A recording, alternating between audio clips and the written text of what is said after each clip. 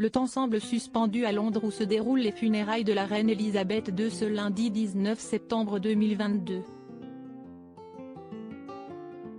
Sa Majesté a rendu son dernier souffle dans son château de Balmoral en Écosse à l'âge de 96 ans le 8 septembre, faisant accourir sa famille à son chevet. En première ligne, Charles désormais roi, qui a pris la tête du royaume avec à ses côtés son épouse Camilla.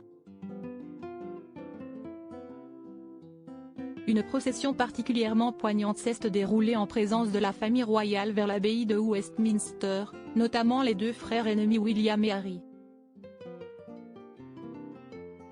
Ils sont ensuite arrivés au sein de l'édifice religieux où sont rassemblés 2000 dignitaires du monde entier, parmi lesquels Emmanuel et Brigitte Macron mais aussi Sarah Ferguson qui n'est autre que l'ex-femme du prince Andrew, fils à scandale de la reine Elisabeth. Jusqu'ici, Sarah Ferguson n'avait pas été invitée aux différentes cérémonies organisées depuis le décès d'Elisabeth II, en raison de son divorce d'avec le prince Andrew. Finalement, la célèbre mondaine âgée de 62 ans, la duchesse d'York a pris part à la cérémonie en l'honneur d'Elisabeth II. Elle est arrivée avec d'autres membres de la famille royale, mais n'a pas pris part à la procession. Sarah Ferguson a divorcé en 1996 mais elle est restée proche du père de ses filles Eugénie, 32 ans, et Béatrice, 34 ans.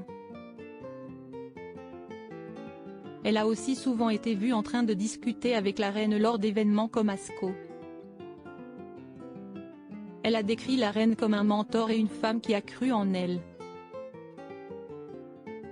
Ma belle-mère a été plus une mère pour moi que ma propre mère, a-t-elle confié dans le podcast Tea with Twiggy.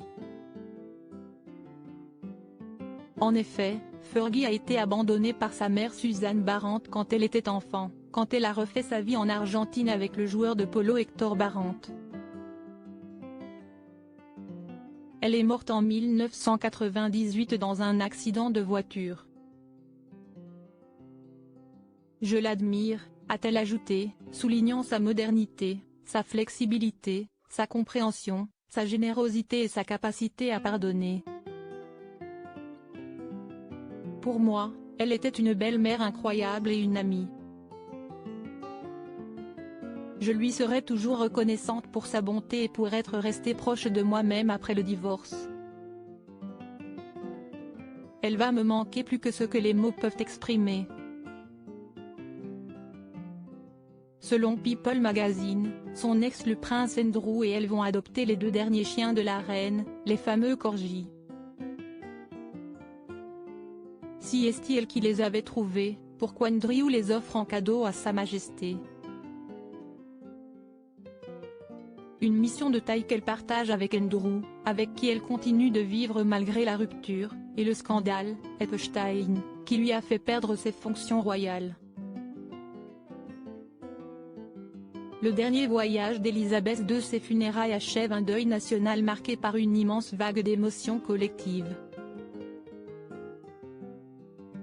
Elle sera inhumée ce lundi soir dans l'intimité, dans le mémorial George VI, annexe de la chapelle du château de Windsor où elle avait vécu ces dernières années.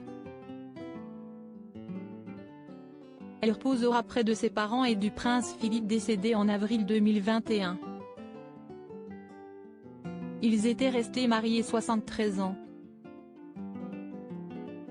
Certains rêvaient d'une transition rapide avec le nouveau prince de Galles, son fils William, 40 ans. Mais Charles III a promis, comme sa mère, de servir toute sa vie. Solennel, rassembleur, accessible et inclusif, ses premiers pas ont rassuré, avec la présence apaisante de Camilla à ses côtés, même si ses écarts dus à son tempérament colérique ne sont pas passés inaperçus.